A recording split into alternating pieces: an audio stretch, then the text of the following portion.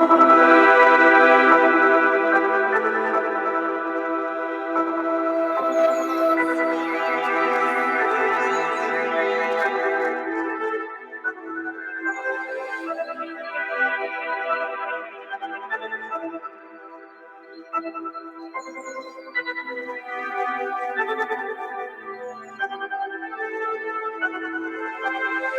spiritual beings having a human experience.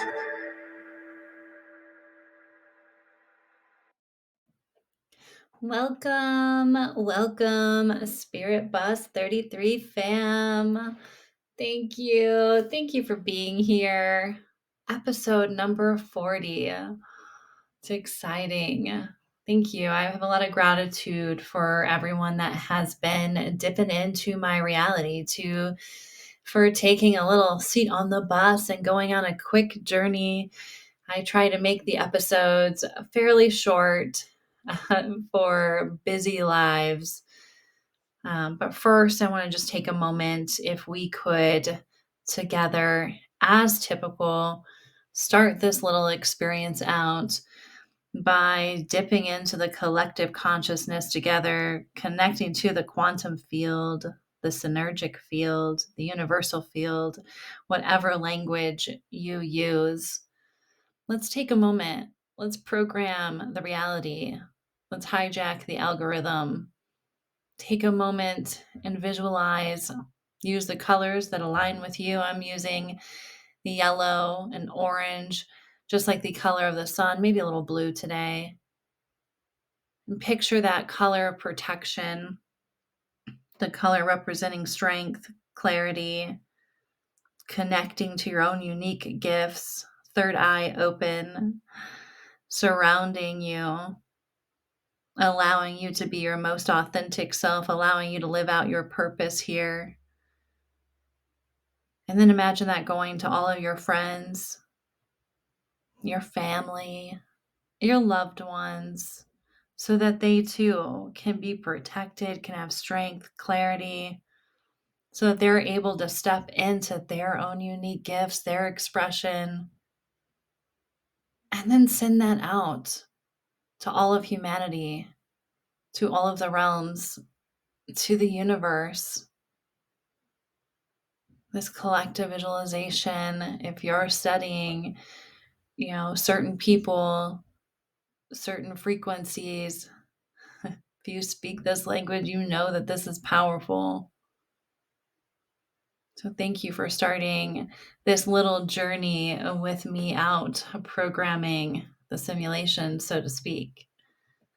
So as typical, I went on a little journey here to prep for this, short podcast, allowing what needs to be shared to come forward.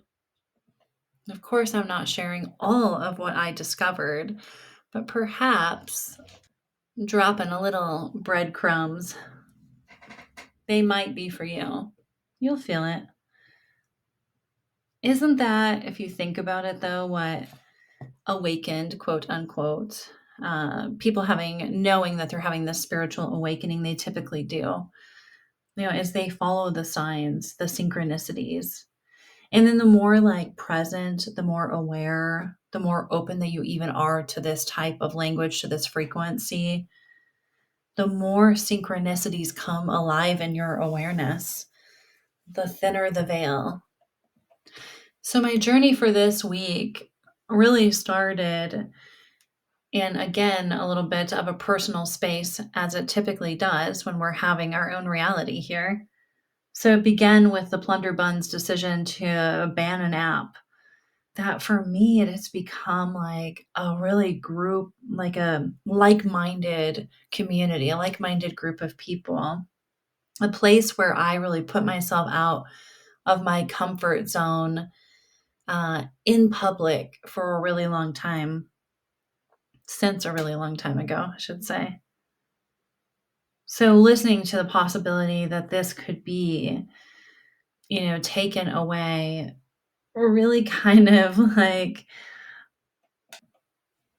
surged this, there was some defiance I was feeling internally. This does set a huge precedence, for future decisions. But nonetheless, to not sit in that high cortisol level, to not allow it to fester, returned to the also, knowing that the only place to battle this right now, from my level of awareness of what can and can't be done, is the quantum field, is the universal field. And the decision of where we're go is really and is interesting to listen to the debates. There's many, talking about different apps, old apps, possible new apps. And I have always thought that a key part of changing a system is to infiltrate it. So here, I speak to you, sharing my love on one of the apps that really needs the most fringe, the most mystic, more people that speak this language. It needs that type of love. Of course, keeping an eye out for other up and coming or new to me places that may have a little bit of a softer landing while still infiltrating the ones around us that have already existed. There's many, many realities out there. And part of what I grew up thinking was how incredibly blessed I was to be living in a geographical large area that allowed expression. I remember feeling so sad, for rigid places outside of this large geographical location that I had never been, but that I had been told and had seen news stories of completely being censored in public, and in a lot of cases, even around their friends and family. So, having no safe space for freedom of expressing different views that may go against the majority, I never thought that that would be something that I would be concerned about living in the geographical area that I do. I would never think that I would be creating a podcast and trying to figure out a code to speak in, knowing that there are many people using this particular platform that have worked hard and then have had it taken away just because the expression didn't align with whoever they are. So I noticed this duality in me, this desire for spiritual transformation, self actualization, elevated consciousness, and then also this pushback at the injustice, the desire to majorly shift the system, the rebel, so to speak, with a cause. So this podcast is likely, seen for those that see and hear a mixture of both, and who perhaps feel a mixture of both inside as well. So I was studying Gandhi over the last week, and I was drawn to some descriptions of, the practices that he had, he had really mastered. One of them being satya, which is a Sanskrit word used for truth or essence. So it led me kind of down like a different exploration of truth than I originally had thought that I would go down for this week. And I thought, like, how do we completely, authentically speak our truth, yet not do any harm? And Satya really pulls us to speak with a level of this mindfulness, this integrity, sometimes really refraining from our real opinions if they bring harm to others. Noticing throughout this practice that our opinions may shift from one day to the next, sometimes moment to moment when there's heavy emotions present. Satya really brings forward to be mindful of truths that divide, to take time for practices like meditation to slow down when you're unsure of a truth that you want to share and if it'll bring harm. Living in such a polarized society, I can see how this practice could be helpful.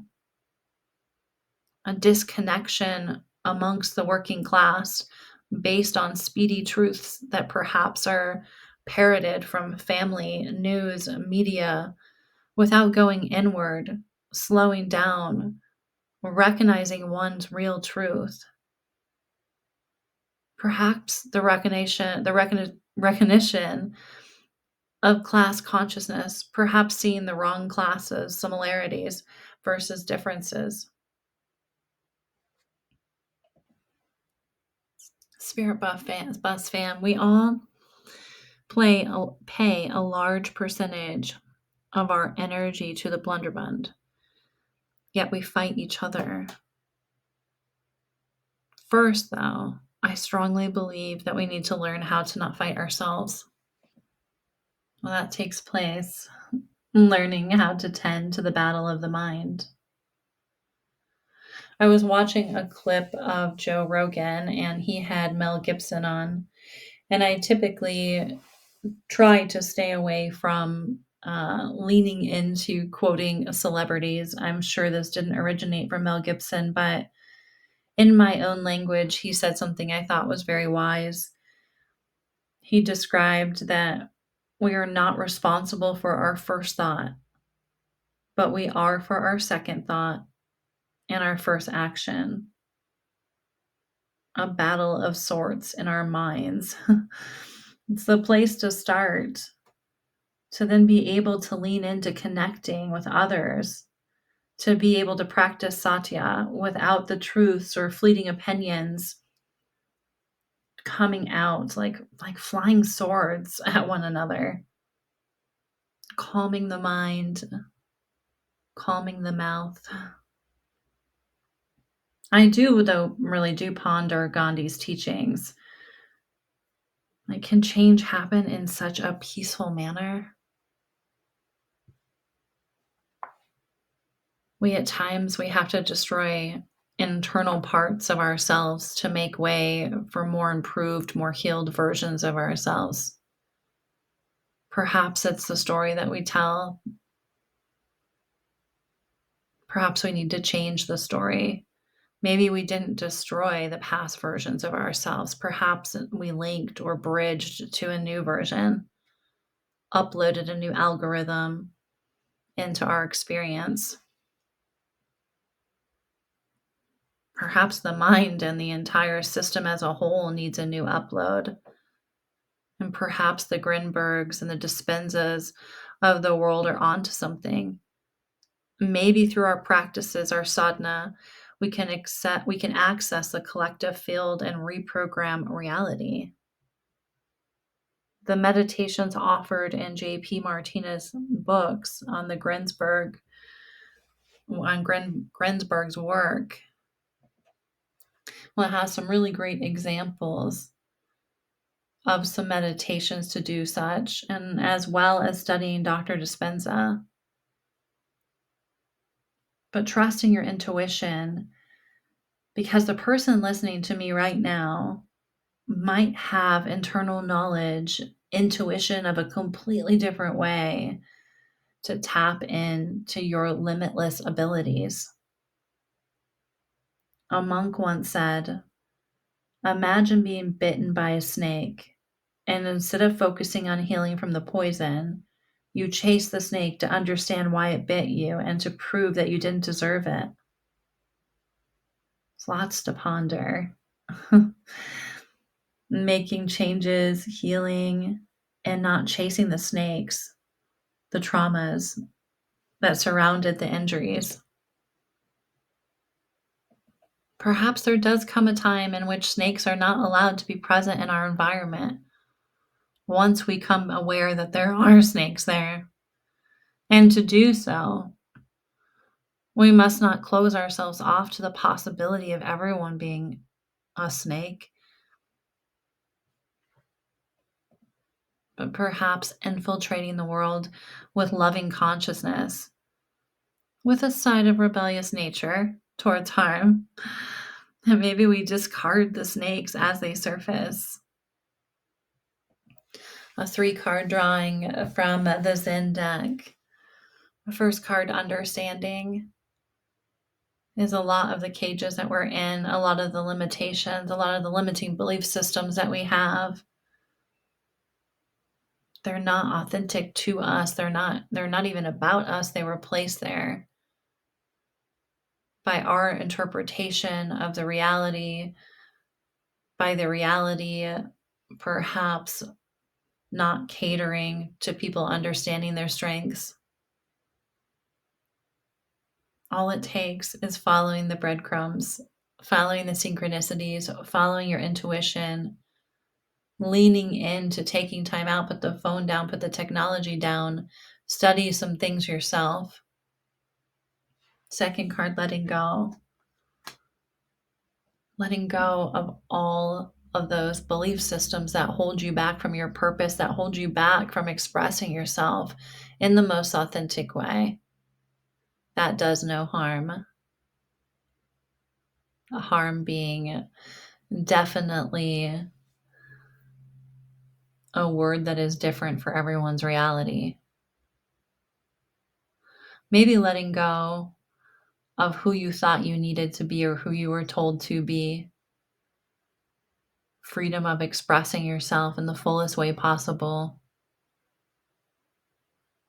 Maybe letting go of the shame of not getting an A+ on every single part of your life. I'm letting go, as I know I flubbed up some words throughout this, letting go of like the small mistakes and just knowing that this experience is way bigger than all of that. Letting go of being perceived, the care of being perceived. Last card, guilt.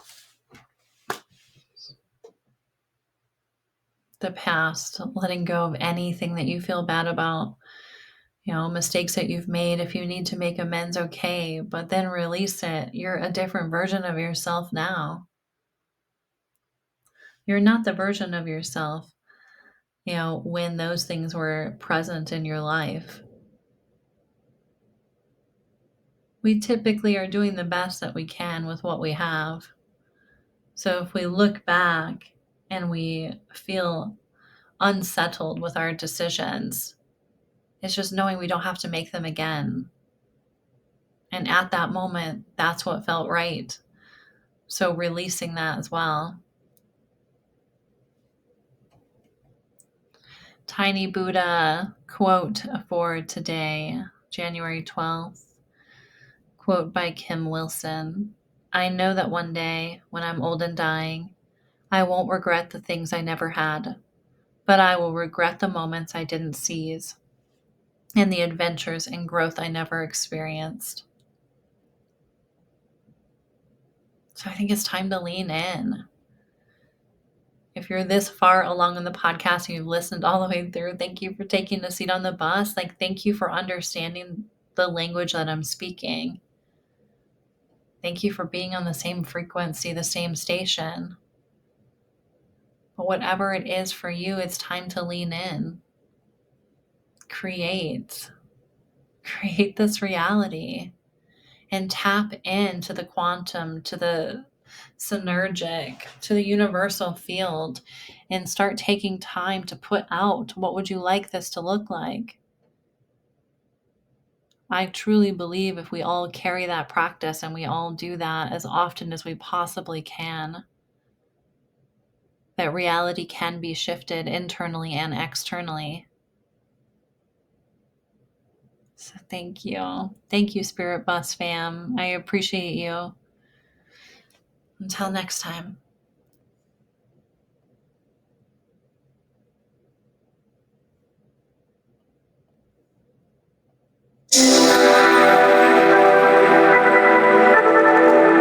Thank you for tuning in.